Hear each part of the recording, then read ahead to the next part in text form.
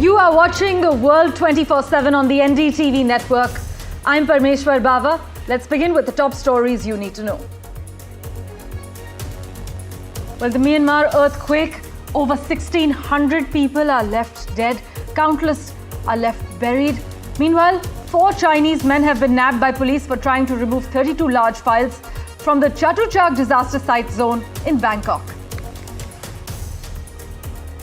As Thailand orders a probe into the Bangkok skyscraper collapse after a China firm's link is discovered, NDTV reports from Ground Zero on the latest developments. Donald Trump has explicitly threatened Iran with war unless Tehran comes to the table and hammers out a new agreement on nuclear weapons with Washington. This as the Iranian president ruled out direct negotiations with the United States on its nuclear program.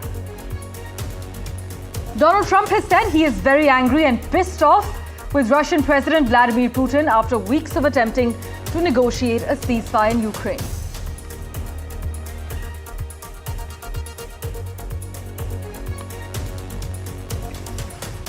In Canada, the Liberals continue to lead the Conservatives among voters after the first week of the federal election campaign. This is as per a new Ipsos poll. And in the neighborhood, Pakistan faces a severe water shortage crisis, significantly affecting agriculture, also livelihoods across the country.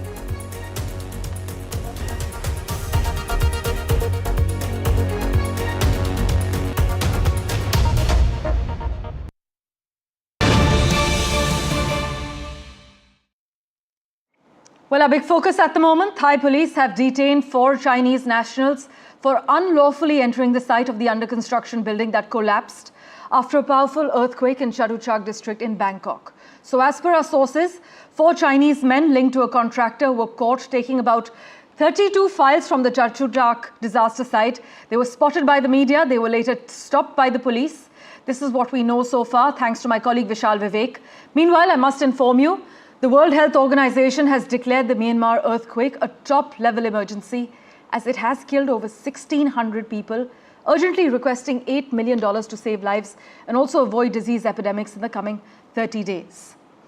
To get in the latest from Bangkok, let's go across to my colleague Vishal Vivek, who joins us live from there at the moment. Vishal, tell us more about this China connection that's emerged in the Bangkok skyscraper collapse, and do we know whether a legal case is being pursued?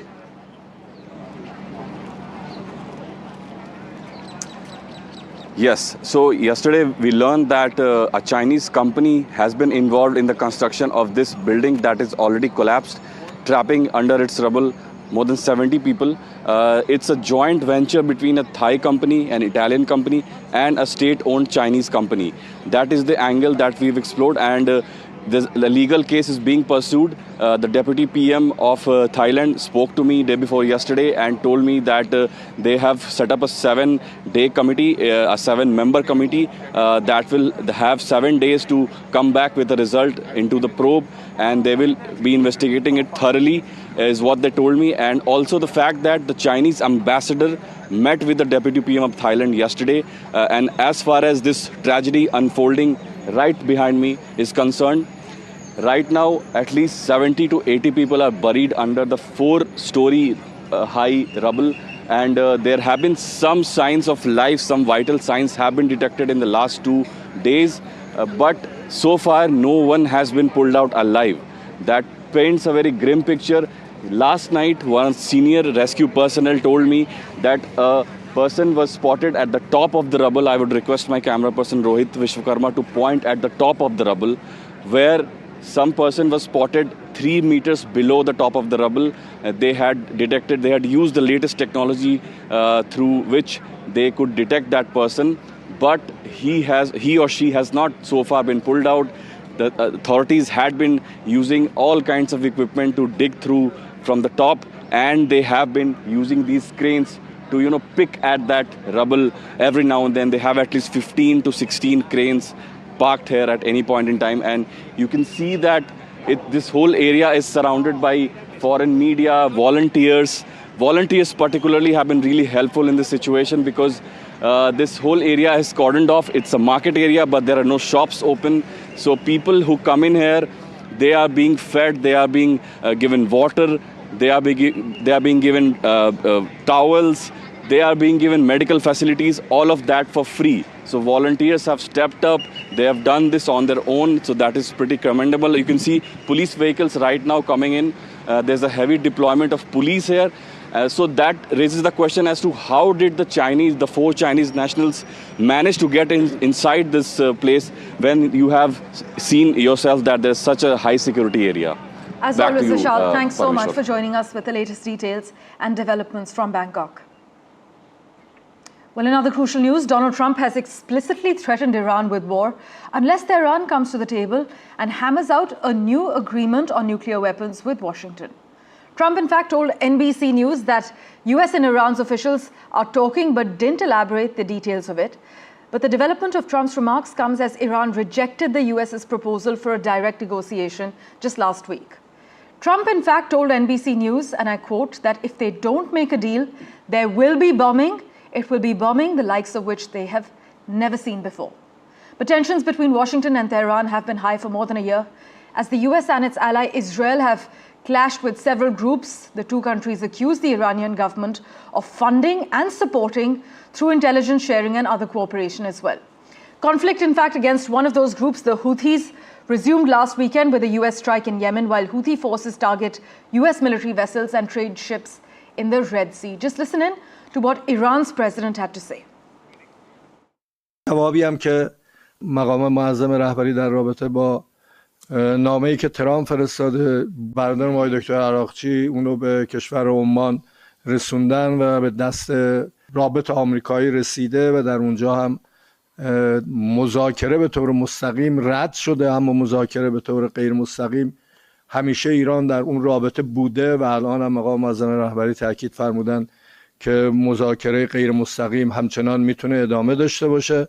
ما از مذاکره نه تنها پرهیز نمی کنیم بلکه اون بدعهدی هاست که برای ما مشکل ایجاد کرده تا کنون باید ثابت بکنن که میتونن اعتماد رو در رابطه با تصمیمات ایجاد بکنن که امیدوارم اینم شکل بگیره. And for further clarity, we have with us live from Washington, D.C., Raymond Vickery joining us on NDTV. As always, sir, thank you so much for making time for us. President Trump has warned of bombing if Iran doesn't engage in direct nuclear talks. How credible would you say this threat is? And many warn with Trump, you actually never really know. Well, thanks very much for having me, and good morning. I think it's a serious situation. Everybody knows you can't take President Trump at his word. To some extent, this is reminiscent of what happened with Kim Jong-un in North Korea during his first administration. You may recall threats about, I have a bigger button than he does, talking about a nuclear war. Nevertheless, there is a great reason to be concerned here. There are signs that the snapback provisions, if you will, of the agreement reached in 2015 would impose more sanctions internationally on Iran. And in February, President Trump signed a memorandum trying to drive oil exports to zero. So it's always difficult to gauge just simply by looking at the words of President Trump. I think it is important that he has mentioned in the same breath with bombing the secondary tariffs, if you will. Greater tariff seems to be the sledgehammer approach diplomatically that President Trump thinks will solve everything.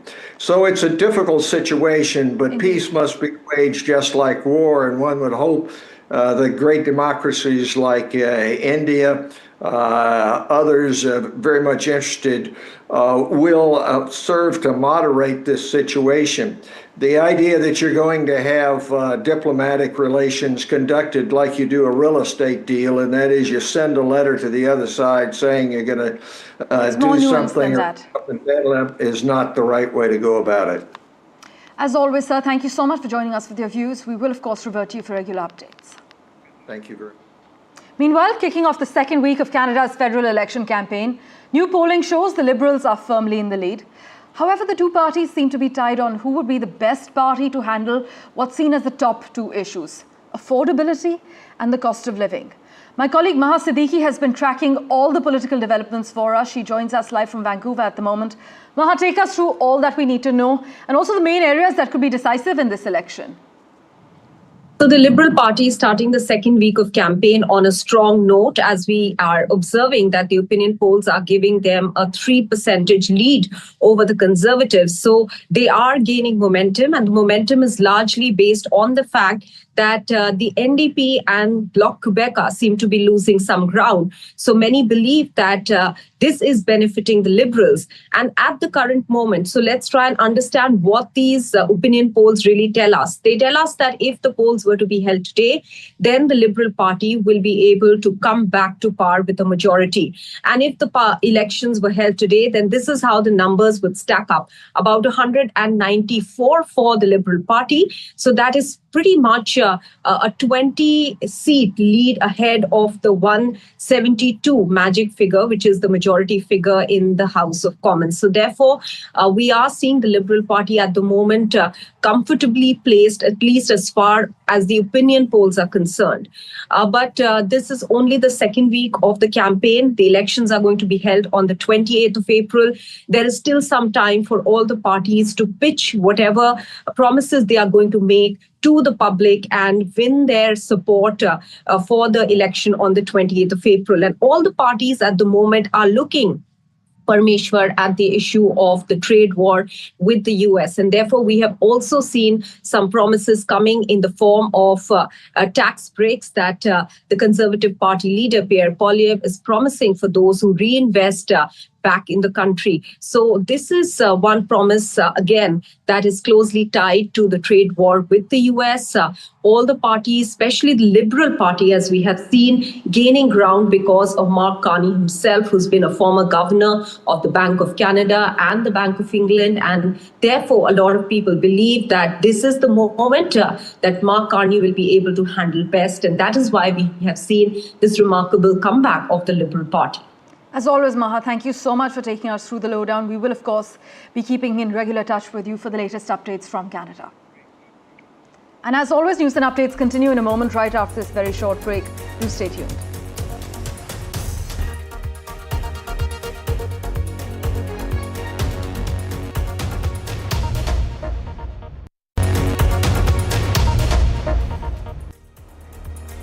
Well, Israeli strikes on a tent and a home housing displaced people in southern Gaza killed 10 people, including children, as Palestinians observed the first day of Eid al-Fitr. This is what rescuers have confirmed. In fact, videos of the aftermath of the strike show some of the child victims wearing new Eid clothing, because in Middle Eastern tradition, children actually wear new clothes to celebrate the three-day holiday. For an expert view on what's happening at the moment, James Bowden joins us live currently. James, how does this attack in the context of a religious holiday shape international perceptions of Israel's military actions as we speak? I really don't think it's going to change anything significantly or move any needles. Israel, since about March 15th, has really just been bombing the entire Gaza Strip, not in a strategic or tactical way, but just bombing any targets of opportunity that it has. And so I think this is a part of that broader campaign of just bombing and continually bombing all the time. So while unfortunate and very tragic, I don't know that there's any incredible significance to take out of this. And I don't think that the international community is likely to point to this as something as incredible. And again, it's tragic and it's very sad, but we have gone through such a long period of time of tragic and significant strikes that this just becomes one more tragedy amongst so many.